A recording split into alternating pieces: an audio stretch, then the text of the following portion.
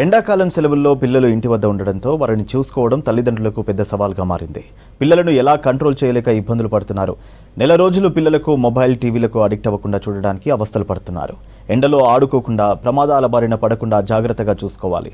కొందరు సమ్మర్ హాలిడేస్లో ప్రమాదాల బారిన పడకుండా తల్లిదండ్రులు ఎలాంటి జాగ్రత్తలు తీసుకోవాలో తెలుసుకోవాలంటే వాచ్ ది స్టోరీ.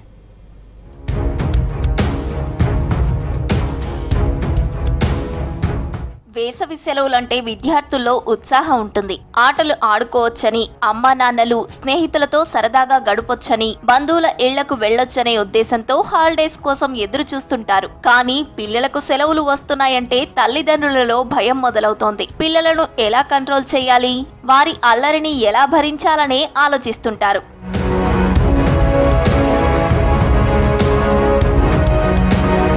మరోవైపు సమ్మర్ హాలిడేస్ లో పిల్లలు ప్రమాదాల బారిన పడే అవకాశాలు ఎక్కువగా ఉంటాయి. గోడల మీది నుంచి పడటం, యాక్సిడెంట్స్ అవ్వటం, నీటి సంపుల్లో కొలనుల్లో పడడం, ఎలక్ట్రిక్ పోల్ దగ్గరికి వెళ్లి కరెంట్ షాక్ కి గురి కావడం లాంటి ప్రమాదాలు జరిగే అవకాశం ఉంటుంది. పిల్లల కదలికలపై తల్లిదండ్రులు దృష్టి పెట్టాలని సూచిస్తున్నారు సైకాలజిస్టులు.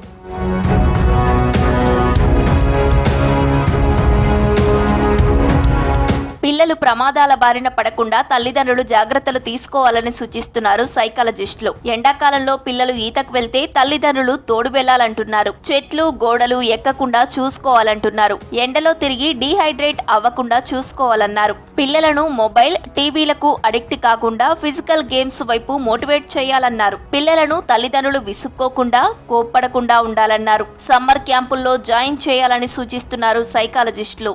బయటకు వెళ్ళి గ్రౌండ్లో ఆడుతున్నప్పుడు అయితే గోడలు దిగప్పుడు కానివ్వండి, గ్రామీణ ప్రాంతాల్లో అయితే చెట్లు ఎక్కి దూకడంలో కానివ్వండి, నీళ్ళలో చెరువులోకి ఈతకి వెళ్ళినప్పుడు కానివ్వండి ఎక్కువ ప్రమాదాలు జరుగుతాయి. సో అట్లాంటి విషయాల్లో తల్లిదండ్రులు కానీ, అందుబాటులో ఉండే టీచర్లు కానీ, ఎల్డర్స్ ఎవరైనా సరే వాళ్ళకి అవేర్నెస్ ఇవ్వడం ఒక పార్ట్.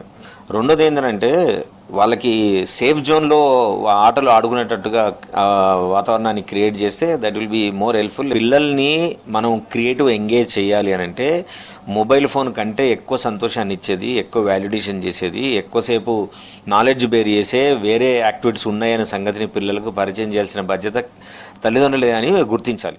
ఎండాకాలంలో పిల్లలకు లైఫ్ స్కిల్స్ తో పాటు కరాటే, డ్రాయింగ్, స్విమ్మింగ్, క్రికెట్ వంటి వాటిలో శిక్షణ ఇప్పిస్తే వారి కెరీర్ కు ఉపయోగపడుతుందంటున్నారు సైకాలజిస్టులు.